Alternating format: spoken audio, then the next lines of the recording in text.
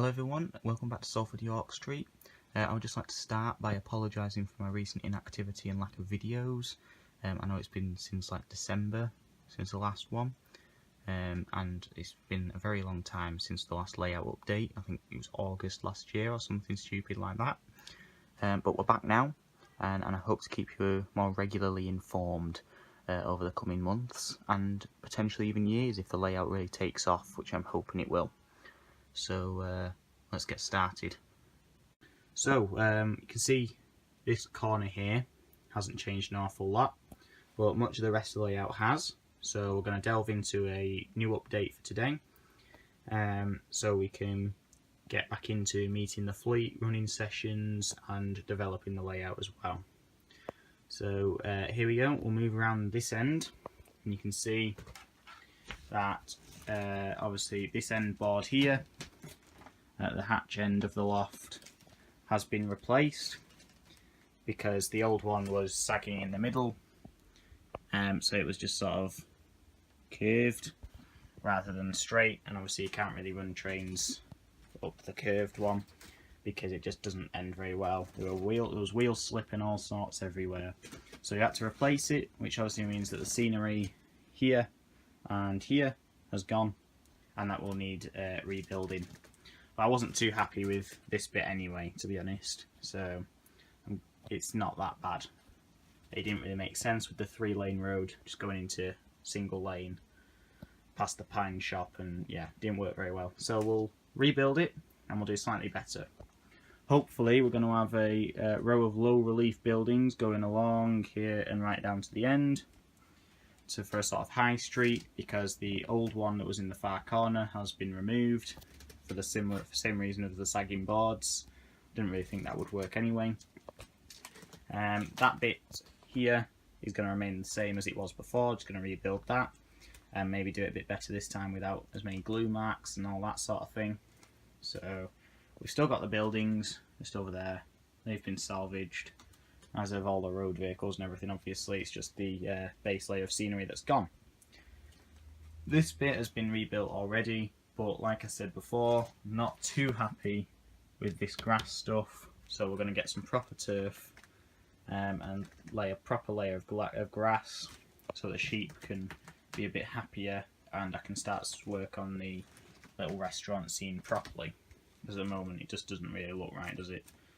You know, just a little restaurant in the middle of nowhere with pristine grass car park. It's not quite right. So yeah, we'll rebuild this end slightly better. But I suppose the biggest excitement has happened further round, so we'll go there now.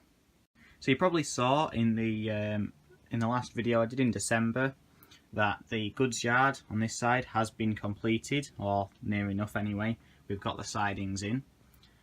So I've come to explain that finally to you, because we've got the 3 main lines still just coming through here and down there, as you can see, and then we've got the DC goods yard on the near side. Sorry about the poor lighting, but you can just about make that out. The 2 sidings on the DC goods yard, which has been there for ages, since the start really. And now we also have, coming down here and towards the end there, you can see we've got 4 sidings.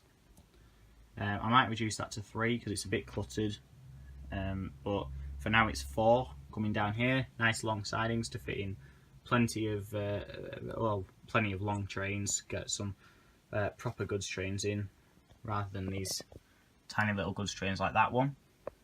But obviously first I need to buy the stuff for them. You see the 06 shunter just sat in there.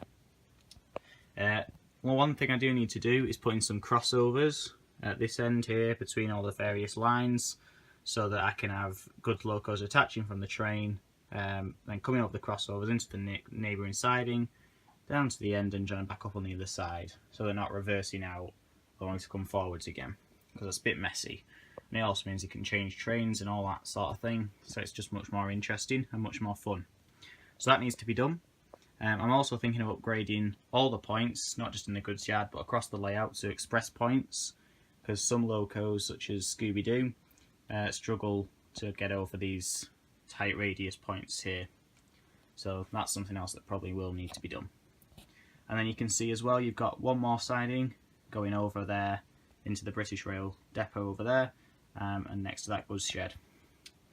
So we've got 5 sidings in total on the DCC loops and 2 on the DC loops. So a nice sizable goods yard with which to work there. And then if we move around to the station zone now, straight away you can tell that it's changed, not least because you can actually see it. We have in fact got a new light just in the corner of the loft there.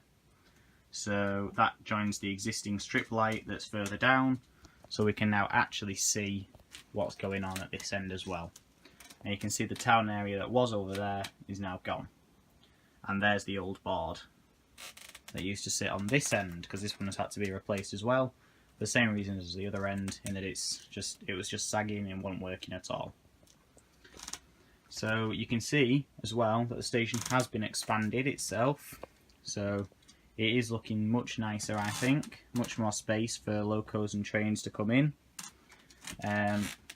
On this end, you've got this sort of storage siding. Sorry if you can hear the squeaking, by the way, it's the boards under my feet.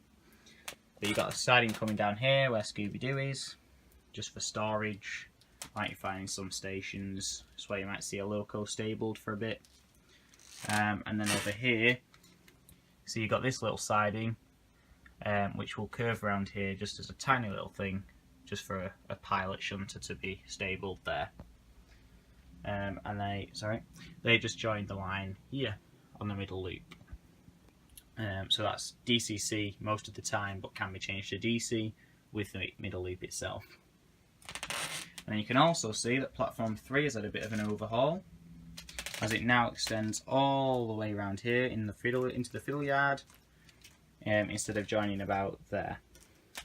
So that's much better if you ask me, because you can get longer trains in, and it just, I don't know, it just looks better in my opinion.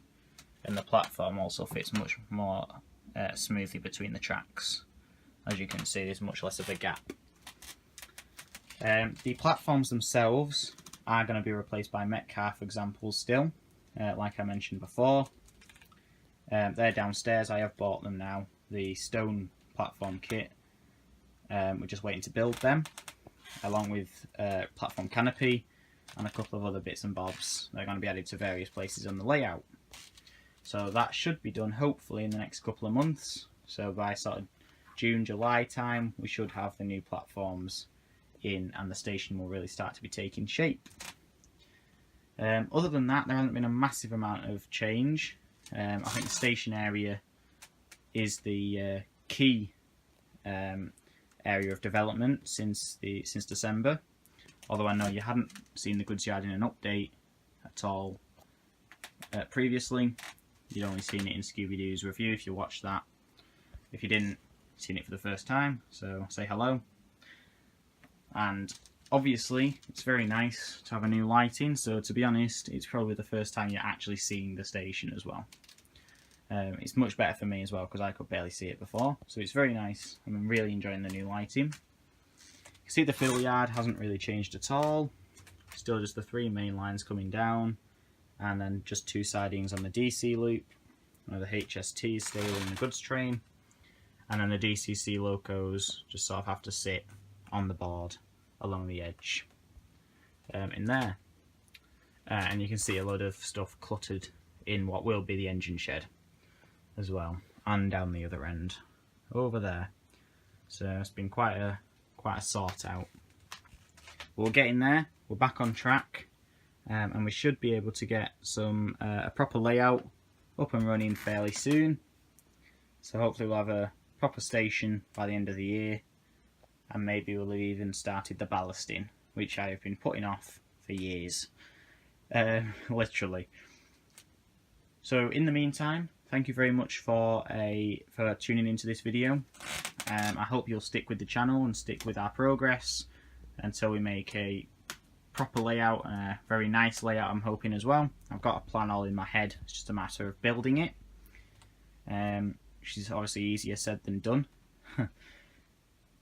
But yeah, in the meantime, thank you very much for watching this video. Please reflect what you thought of it with a like or a dislike, so I can take the feedback and improve for the next videos.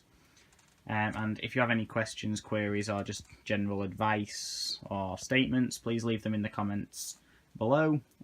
So thank you very much, and I shall leave you with some of the trains running around the layout. So thank you very much, and see you later. Bye.